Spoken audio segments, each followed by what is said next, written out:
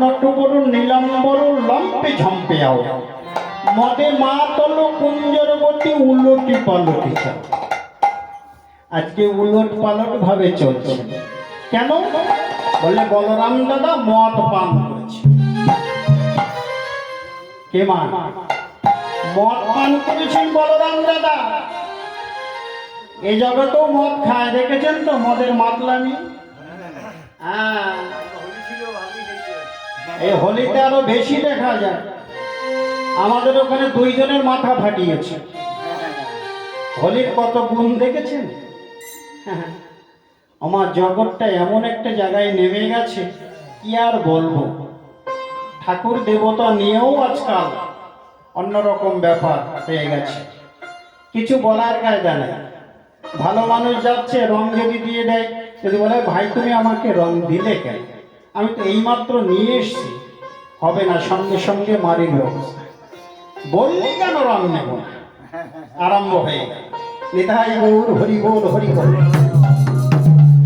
কারণ তারা তো ঘরে থাকে, বুঝতে পারছেন তো, ঘরে থাকে, মদের ঘরে থাকে।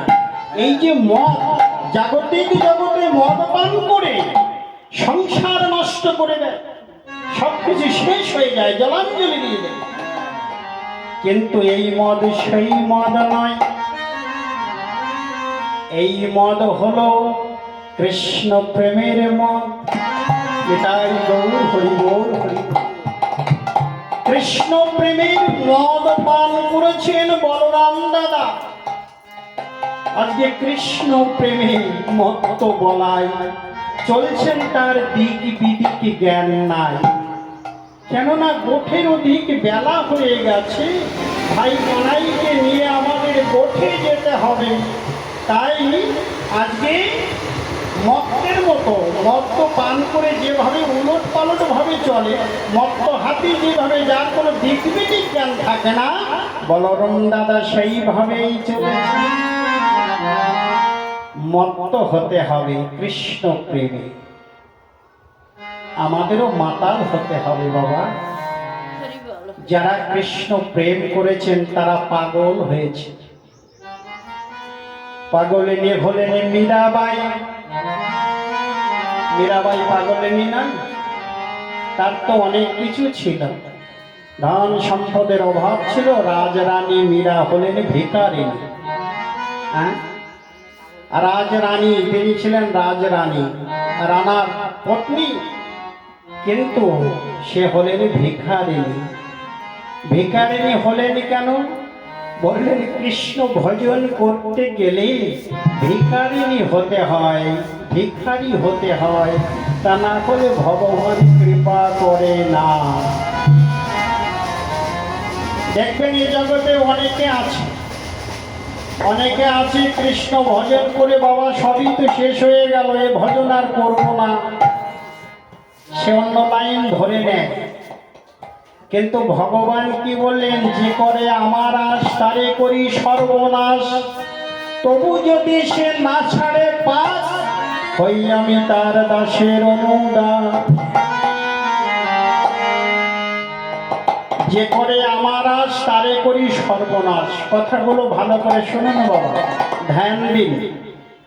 যে করে আমার আশ তারে করি সর্বনাশ, তবু যদি সে না ছাড়ে পাশ, হই আমি তার দাসের দাস।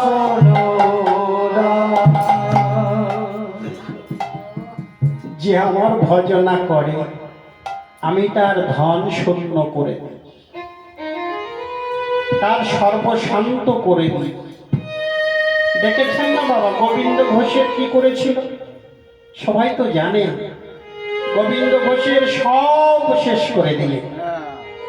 হ্যাঁ,